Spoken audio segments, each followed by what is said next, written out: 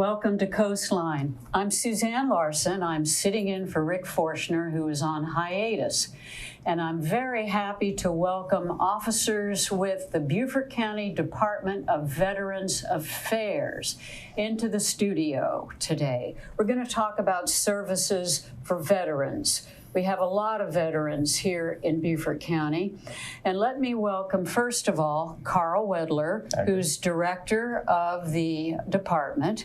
With him, Veteran Services Officer Damian Ashcraft. Hello. Hello. And on the end, we have Walt Field, who is also a Veteran Services Officer with our local department. And I say local department. Can you clarify that for us, please, Carl? Yes, absolutely. The way the Veterans Benefits Administration is designed in South Carolina is that every county has an office like the one that we have here in Beaufort. And they are responsible for their veterans in their county.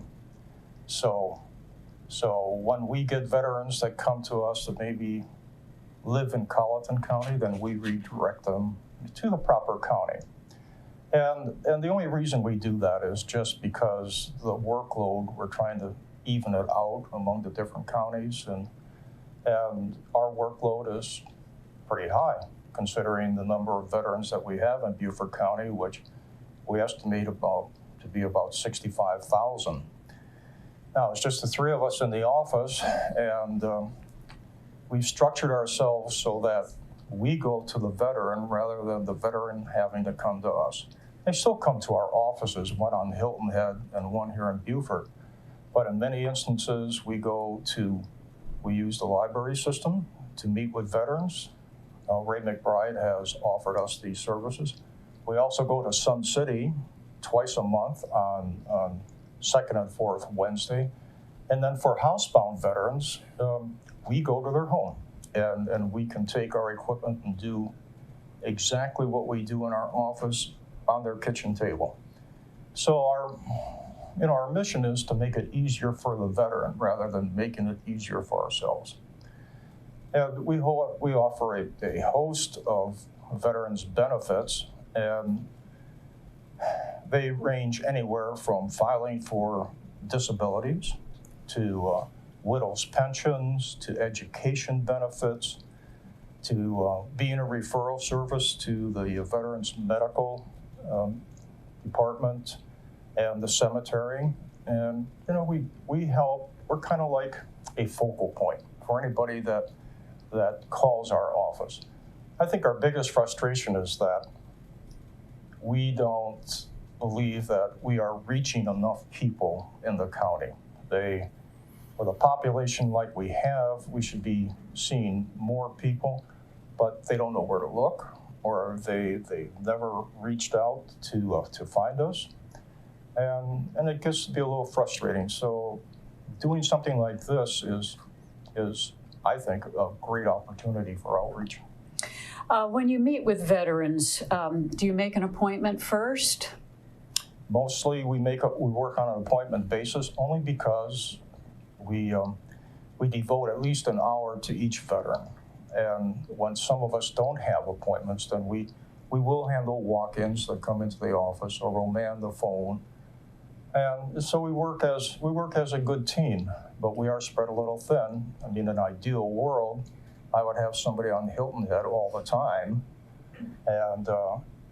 and then possibly somebody at Sun City, and then the three of us up here in Beaufort. With 65,000 veterans in Beaufort County, does that include spouses and children as well? And widows too. Mm-hmm. So yeah, all of that. There's about 26,000 veterans right now that are receiving disability compensation here in Beaufort County, and that's tax-free to the veteran, and they bring in to the county through their disability benefits about $190 million a year. So that's money that they spend in the county for goods and services that benefits everybody here in Beaufort County. And I would like to ask you specifically, I understand that you are an expert at dealing with new young veterans who have recently separated from the military. Can you tell me about that, please, Damien? Yes. Well, the VA has a program called Benefits Delivered at Discharge.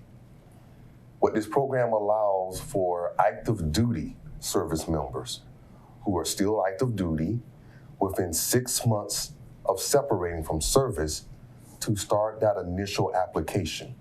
So in this situation, I am actually addressing and helping active duty service members. They have yet to make the transition to the veteran status. But our program, we can start that application, submit for their conditions, all of the other programs and benefits, allow that to start working. What the VA is trying to do is speed the process up.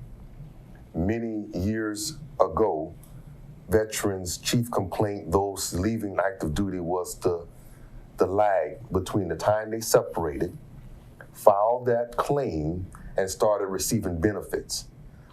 It was up to almost 2 years. So the VA looked at that and initiated the BDD, Benefits Delivered at Discharge program, to cut that lag in half. So by starting the process 6 months before they're actually separated and transition into being a veteran, the application can start working. And that helps tremendously reduce the lag time and speed up the time in which they can receive benefits once they become a veteran. Okay. So yes. All right. Now, how do we find you? Well, of course, we're on the county website. And when we do have an opportunity to go out and do a briefing to nursing home facilities, assisted living facilities, we leave pamphlets like this behind that basically describe our operation. And as I like to tell people, this is probably the only department in Beaufort County that is being described on one page. Everything you need to know is right on this one page. What we offer, how you can reach us, where we are, it's all there. So we do that, and of course, the briefings. We do briefings to Rotary clubs. We do it to Sun City Veterans Association. We do it to AmVets. Anybody that requests us, we'll be happy to come out and do a briefing, and then we bring them up to date on what's happening in the benefits sector and what's coming down the road. Okay. Walt, is there an issue with unemployability with veterans? Unemployability, there is. If a veteran reaches a certain percentage rating of disability, 60% or greater with one condition that's at least 40% by itself, they can put in for unemployability. And what that allows the veteran to do is to receive the 100% benefits, but with only a 60% or greater rating. Thank you, all three of you, for your service to our country. What do our veterans need? I'm going to ask you that, Carl. What they need is to have somebody really to listen to them and understand their frustrations. And a lot of times, that's a major portion of our meeting, just letting them get it off their chest and then advising them as to what we can and cannot do. But I think once we listen to them and then tell them, they're not as hostile, belligerent, and that's the way we operate in the office.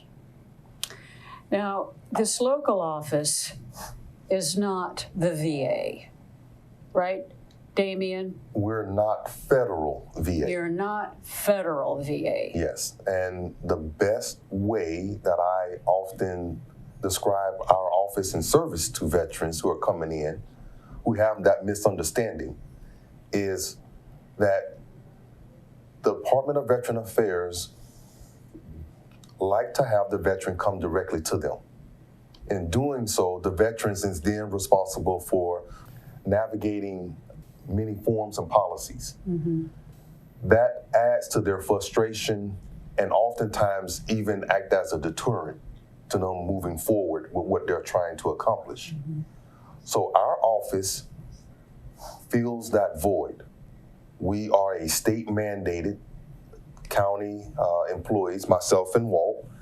Carl is appointed by the Beaufort delegation legislation. Where we come in is that gap between the veteran and the Department of Veterans Affairs, the VA. Thank you. We help them by allowing them just to come in with their issues. We then have the knowledge, the training, the forms, the rules and regulations to complete it on their behalf along with them and then submit.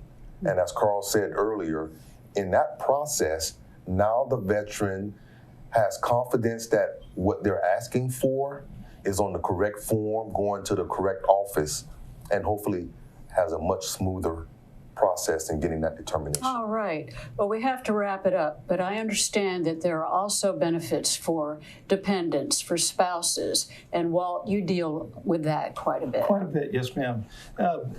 There's many pieces of the puzzle when dealing with a veteran and putting together a claim, and sitting with them, and you have to make sure that you've got birth certificates and marriage licenses.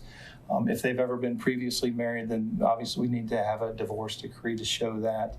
But we try to get all these pieces of the puzzle together and submit it, going along with what Damien said, to make it one complete solid package to make the process be smoother as it goes through the rating and decision-making arena. Thank you. Carl, is there anything we've overlooked? Anything you'd like to add? I'd like to talk about the Veterans Day celebration coming up in November. We, after 20 years, we broke the mold and we had our first Veterans Day celebration in Waterfront Park, and it was successful. And we plan to do that again this year.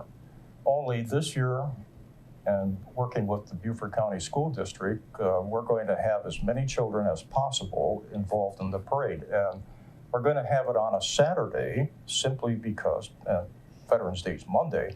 We're having it on a Saturday because Beaufort County Schools does not recognize Veterans Day as a holiday. So our plans are going forward is to have Veterans Day on the Saturday prior to Veterans Day every year going forward, so that we can get children, the children of the school district, to participate. Very good, very good. Well, I thank you very much, gentlemen, for joining us on Coastline and for the good work that you do. Thank you. Thank you. Thank you for joining us too, and we'll be right back.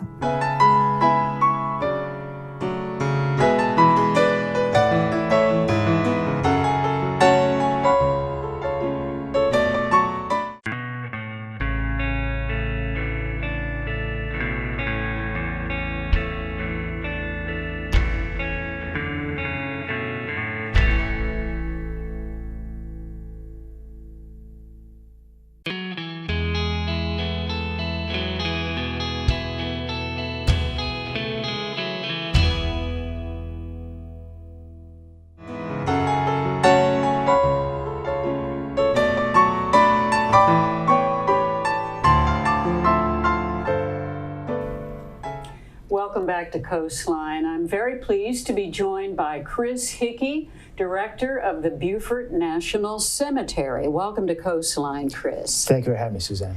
We'd like a little bit of history about the Beaufort National Cemetery. I understand that it was sanctioned by Abraham Lincoln in 1863. When was it built? Well, the construction of the cemetery has been through many phases over the years, but the initial executive order was signed by Abraham Lincoln in February of 1863 to provide burial space for the Union soldiers who died in hospitals in the area. The first burial occurred in 1863, but most of the Civil War burials you see and the half wagon wheel design you see, that was actually about 1868, 1869. And the wall around it was built in 1870. One of the initial structures out there was built in 1894, which is now used as a public restroom. And the lodge, where our administration office is and where the director used to live, was built in 1934. So there's a lot of history and a lot of different phases the cemetery has been through over the past 150 years. Now, when you say Union dead, Union veterans, are there any Confederate veterans there? Yes, ma'am. There are about 100 Confederate prisoners of war who are buried there. And recently we also discovered that 13 of them were actually Union soldiers. They're actually African-American Union soldiers who were misidentified back then. And that occurred when I first got there. We just made the discovery, and we just made the decision to install proper Union headstones to mark their grave. And they are also buried among the Confederate soldiers there. Well, I'll be darned. Well, can you tell me how many national cemeteries there are in the U.S.? Yes, there are 74 around the country. About 40% of those are closed cemeteries, many of them Civil War era. They were never designed to be active burial cemeteries. They were just meant to enshrine the Civil War dead. But since the Civil War, and especially since 1973, when the VA took over the National Cemetery Administration, or took it over from the Army, a lot of World War II veterans aging in the United States started demanding that their burial benefits could be fulfilled to be buried in a national cemetery. So that caused a tremendous expansion in the United States. Although Beaufort is 150 years old, Fort Jackson just started in 2007.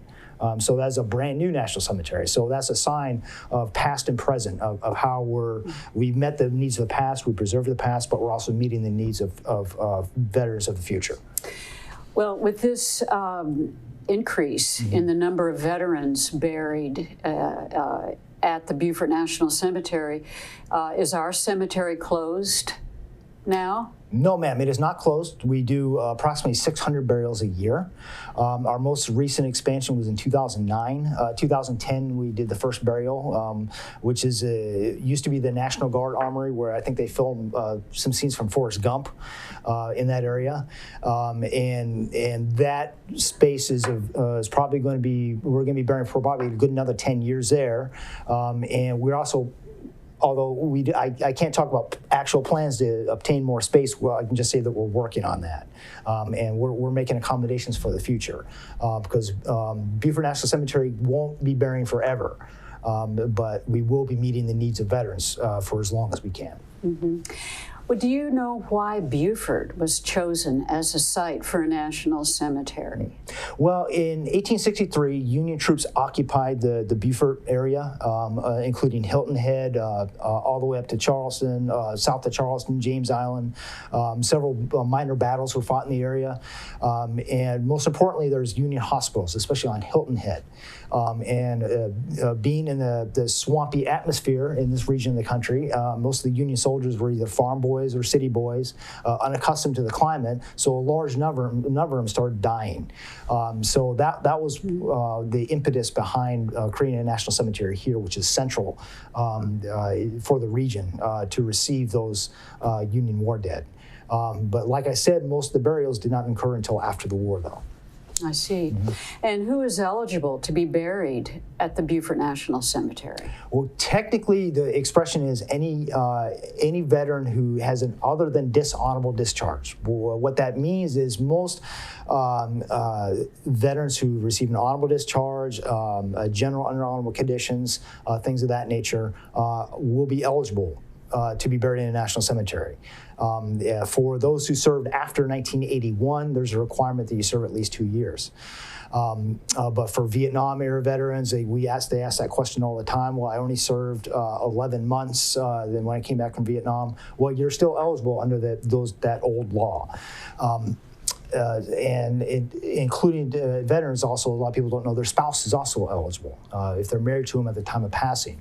And if that spouse is also a veteran, then she or he would also get their own grave next to each other. And also any minor dependent children. And also another historical note, there's hundreds of children buried at Beaufort National Cemetery who are the children of active duty service members at Parris Island, the air station, or a nearby Army or Air Force base. I see, okay. And cremated remains, cremains, Yes. I believe the term is these days, are also stored. Is that the proper term? What? Well, in addition to casket burials, because we have pre-placed crypts for those, another option, which is becoming increasingly popular, is to have the body cremated. And I can attest to this myself because my mother was cremated, so I'm very familiar with that process as well from a personal standpoint. But for those who choose to do that, there's two options. One of those is an in-ground burial. That is, we bury the urn in a grave just as we would a casket, except the grave space itself is smaller, but the upright headstone is the same. That's why when you go out there and you see graves with headstones very close to each other, those are for urns. And the other option is for an upground columbarium burial, which is the upground structure that you see with a marble niche cover. And what is the charge? There is, if the veterans serve their country, there is no charge for the military honors at a committal service, for the opening and closing of the grave, the installation of a marble government headstone, and perpetual care of the grave. And when I say perpetual, nothing lasts forever with human beings, but we've been taking care of this place for 150 years. And you can compare that with some private cemeteries that have been filled up and sort of abandoned over the years. Well, that doesn't happen in national cemeteries. If you're buried in a national cemetery, you will be taken care of, and your service will be remembered in perpetuity, which is nearly forever as far as human beings can be concerned. And there are some veterans groups and other nonprofit organizations that participate in the care of the cemetery, placing wreaths at Christmas and that sort of thing. And I'm sure you have information about that.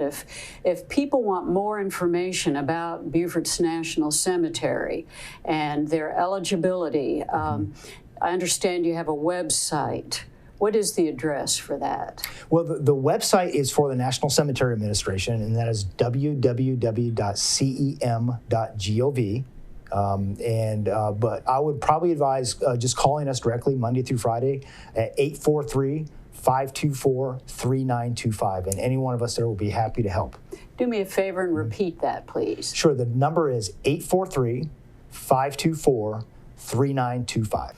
Now, there's a term I've heard used here in Beaufort called behind the brick. It's sort of a landmark reference. People who grew up behind the brick in the neighborhoods nearby. Is there any plan at this point to change the structure of the brick fencing? There's no plans, and I don't foresee any plans in the future. That wall was built around 1870 by one of the, funded personally by one of the directors there at the time, or a superintendent back then, named Niels Christensen. Personally? Yes, he used his personal. That's what the legend is. There's no way for me to really confirm that. But the government, immediately after the Civil War, didn't have a lot of money, and they didn't want to spend money. So he personally funded that with his own money. And the wall, obviously, that was not designed for the heavy traffic on Boundary Street, et cetera, and a number of people have hit it with the cars over the years, twice since I've been here. But the wall is a part of the historical structure of that cemetery, and that wall, to my knowledge, will never go away, and we will continue spending resources and time trying to maintain that wall. And Niels Christensen was a very important and prominent local historical figure, a Dane, I believe, originally, and his descendants still live here in Beaufort. In fact, our vice chairman of Beaufort County Council, Paul Somerville, is related to Mr. Christensen. So. I think he mentioned that when I met him, Yeah. And we can make an advance reservation, right? We can go ahead and apply now we're running out of time, so I think we'd keep this short, but we can go ahead and apply now for a burial site or for burying our cremains. Yes, what we refer to that is called pre-need eligibility. And what that means is you can apply for burial benefits now. That is, submit your DD-214, your discharge papers to our national scheduling office in St. Louis. The best way is just to contact us, once again, at 843-524-3925, and we'll help you fill that paperwork out. And it takes 10 minutes to fill out. But when you say reserve, we don't reserve gray spaces in national cemeteries, but it will establish that eligibility. So when the day of your passing comes, your family's not scrambling around looking for your documents from 40 years ago. Very good. Mr. Chris Hickey, thank you so much. And thank you for joining us on Coastline today.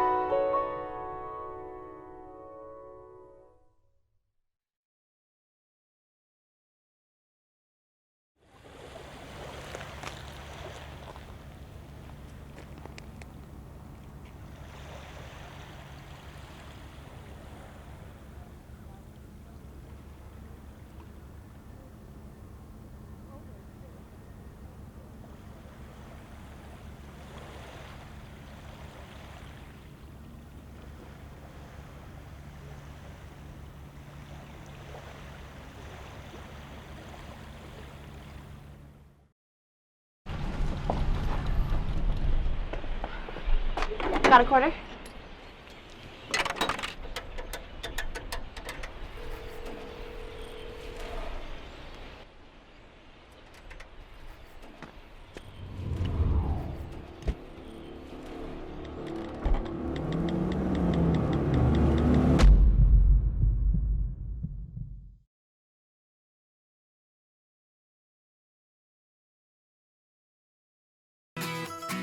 The County Channel is also available on video on demand.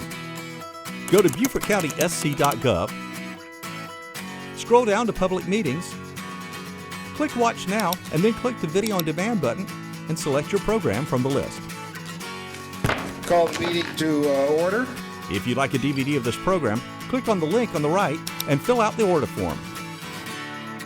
And thank you for watching the County Channel.